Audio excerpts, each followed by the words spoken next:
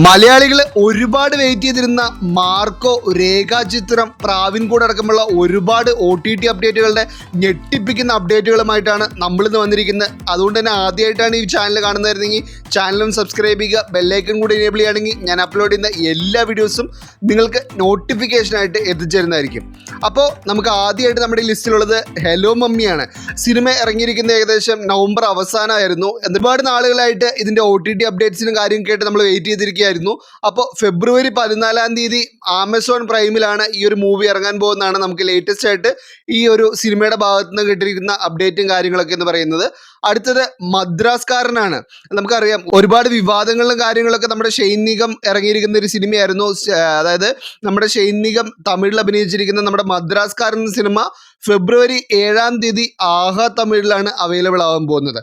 അടുത്തത് പുഷ്പയുടെ റിലീസിന് ശേഷം ഒരുപാട് നാളുകളായിട്ട് നമ്മൾ ഡിസംബർ 4 തൊട്ട് പുഷ്പയുടെ OTT അപ്ഡേറ്റ്സും കാര്യങ്ങളൊക്കെ നമ്മൾ വെയിറ്റ് ചെയ്തിരുന്നായിരുന്നു. അപ്പോൾ എക്സ്റ്റെൻഡഡ് വെർഷനാണ്, അതായത് അഡീഷണൽ ആയിട്ട് തിയേറ്ററിൽ ആഡ് ചെയ്തിരിക്കുന്നത്, അതായത് ജനുവരി മാസം ആഡ് ചെയ്തിരിക്കുന്ന തിയേറ്ററിൻ്റെ എക്സ്റ്റെൻഡഡ് വെർഷൻ എല്ലാം ചേർത്താണ് നെറ്റ്ഫ്ലിക്സിൽ ജനുവരി 30 എല്ലാ ലാംഗ്വേജിലും നെറ്റ്ഫ്ലിക്സിലാണ് അവൈലബിൾ ആവാൻ പോകുന്നത്. അടുത്തത് ഐഡന്റിറ്റി. ജനുവരി മാസം ആദ്യമാണ് ഈ സിനിമ ഇറങ്ങിയിരിക്കുന്നത് പോലും സിനിമ 1 ഹിറ്റായിരുന്നെങ്കിൽ പോലും സിനിമ ഇപ്പോൾ OTT റിലീസിൽ ഒരുങ്ങിയിരിക്കുകയാണ്. ജനുവരി 31 C5 എല്ലാ ലാംഗ്വേജിലും, പാൻ ഇന്ത്യയിലെ എല്ലാ ലാംഗ്വേജിലും സിനിമ അവൈലബിൾ ആവുന്നത്.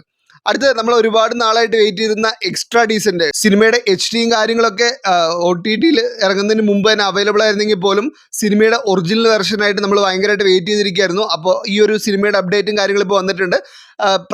ആമസോൺ പ്രൈമിലാണ് ഫെബ്രുവരി 7 അവൈലബിൾ ആവാൻ പോകുന്നത്. അടുത്തത് നമ്മുടെ എന്നും സ്വന്തം പുണ്യാളൻ.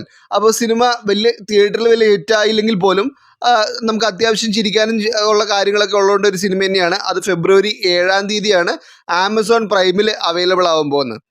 അടുത്തത് പ്രാവിൻകൂട് ഷാപ്പാണ്. തിയേറ്ററിൽ നല്ല രീതിയിൽ ഓടിക്കൊണ്ടിരിക്കുന്ന പ്രാവിൻകൂട് ഷാപ്പിൻ്റെ OTT അപ്ഡേറ്റ് ഇപ്പോൾ വന്നിരിക്കുകയാണ്.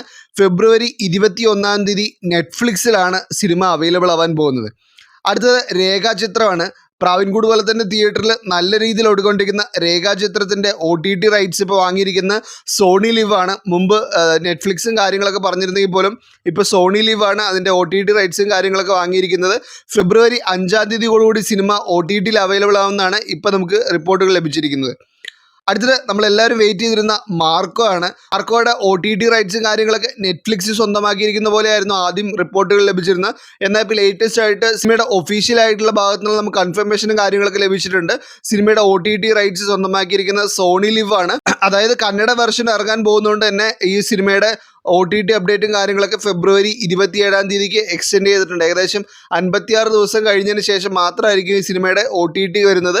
ഫെബ്രുവരി 27 സിനിമ OTT അവൈലബിൾ ആവുന്നതായിരിക്കും. മൾട്ടി ലാംഗ്വേജിലായിരിക്കും അവൈലബിൾ ആകാൻ പോകുന്നത്. അപ്പോൾ ഇതൊക്കെയാണ് ഈ OTT അപ്ഡേറ്റ്സുകൾ എന്ന് പറയുന്നത്. നിങ്ങൾക്ക് ഏതെങ്കിലും വേറെ ഏതെങ്കിലും സിനിമകളുടെ OTT അപ്ഡേറ്റ്സും കാര്യങ്ങളൊക്കെ അറിയാൻ താല്പര്യമുണ്ടെങ്കിൽ തീർച്ചയായിട്ടും കമൻറ്റ് ചെയ്യുക. ഞാൻ ഭാഗത്ത് ചെക്ക് ചെയ്തിട്ട് നിങ്ങൾക്ക് വേണ്ടി അടുത്ത വീഡിയോസിൽ അപ്ലോഡ് ചെയ്യുന്നതായിരിക്കും. അപ്പോൾ ഈ ഒരു വീഡിയോ ഇഷ്ടപ്പെട്ട് തീർച്ചയായിട്ടും ചാനൽ സബ്സ്ക്രൈബ് ചെയ്യുക, ബെല്ലൈക്കൺ കൂടി എനേബിൾ ചെയ്യുകയാണെങ്കിൽ ഞാൻ അപ്ലോഡ് ചെയ്യുന്ന എല്ലാ വീഡിയോസും നിങ്ങൾക്ക് നോട്ടിഫിക്കേഷനായിട്ട് എത്തിച്ചേരുന്നതായിരിക്കും. അപ്പോൾ എല്ലാവർക്കും അടുത്തൊരു വീഡിയോ ആയിട്ട് വരുന്നതായിരിക്കും. Tata, bye bye.